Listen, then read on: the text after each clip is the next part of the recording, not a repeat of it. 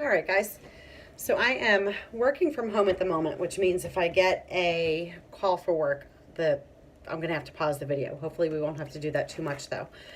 I want to give you guys the rest of the vocab for talking about family. This is lesson 4.8, and this is vocab for talking about extended family. So we already did just recently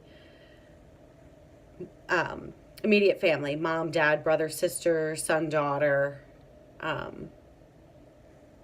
husband, wife. We just did all of that these past 2 weeks worth of classes, right? So let me give you guys the vocab you need for extended family. Okay, so just remember as a general rule, whenever you're talking about people of the female gender, the sign usually begins on the face somewhere below the nose, right? Like mom is here, woman is here, girl is here. These signs all take place somewhere below the nose. Male gender is somewhere above the nose, like dad, man. It begins at least above the nose. Man, boy. Okay, so just remember that as we learn the rest of these signs. Remember the same was true for wife and husband.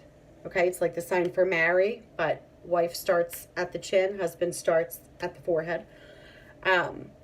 So the same is going to be true with these signs. We have grandparents. So grandmother,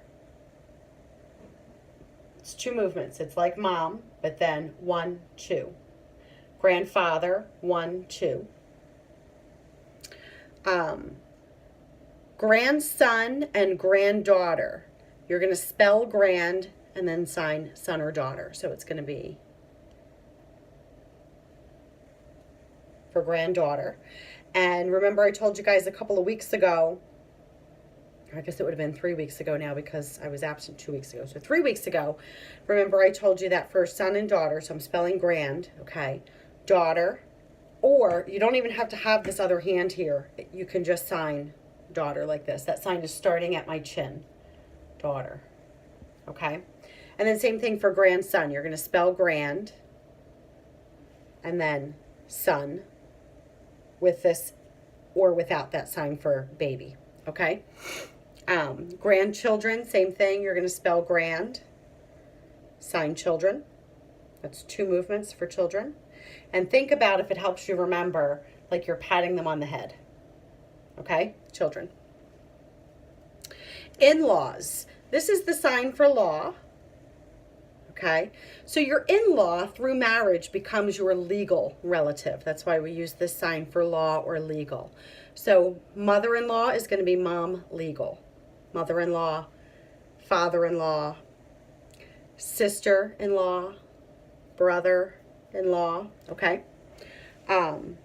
Son-in-law, daughter-in-law, okay?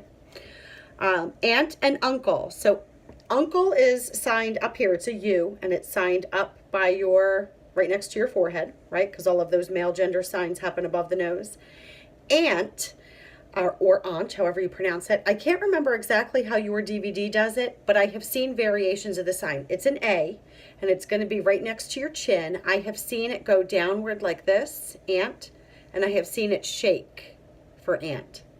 So I've seen deaf people sign it either way, okay? Different than girl, because girl, your palm is this way, okay? Aunt or aunt.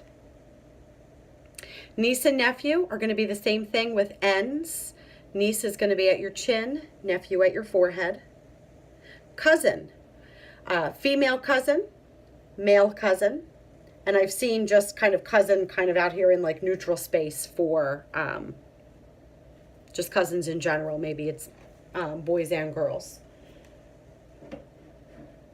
Okay.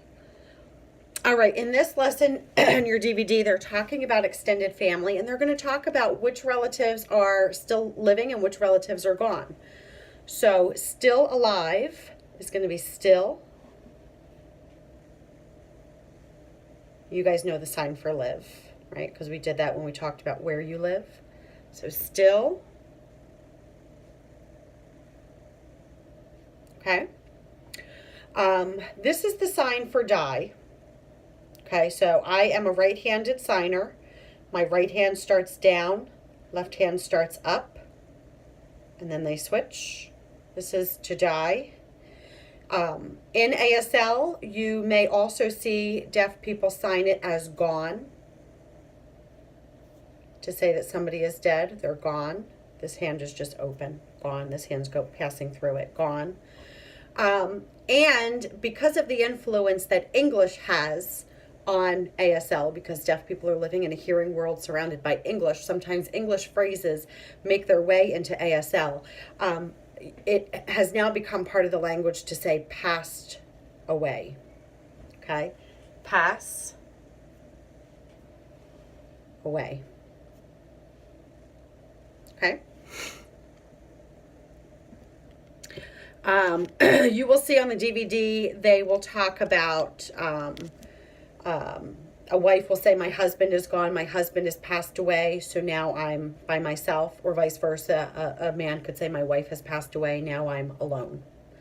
Okay, it's that sign for only one, and it's signed on yourself to say it's me. I'm by myself. I'm the only one. Become old. This is the sign for become. I'm right-handed, so my right hand starts on top. Become old. And old, if it helps you remember, think of an old man's long beard. He's been growing it for a long time. Old. Okay?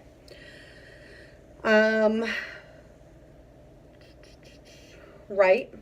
You learned right and wrong back in Unit 1, but here, right is going to be used to confirm something. So you might ask somebody a yes-no question and then say right with eyebrows up. You're confirming that you have the correct information. So you might say something like, your grandmother is still alive, right? And it would look like this.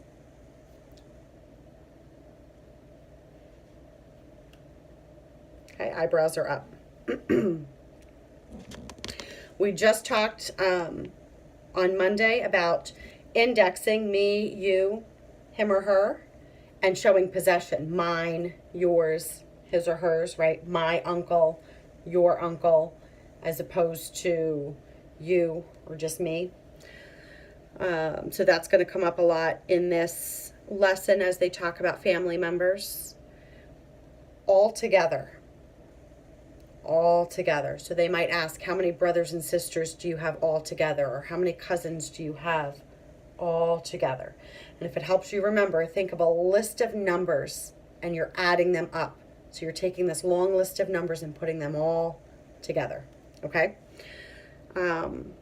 We already talked about the sign for oldest in the last video I just sent you guys, right? Okay.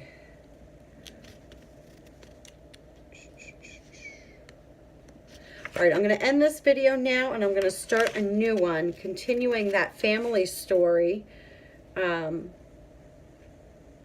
Trey, you weren't there for it. It was that week that you were absent, so you'll get to see the family story. Oh, actually, we just did it on Monday. I reviewed it, but you'll get to see it again. I'm going to sign the story again and then continue on and add some new details, okay?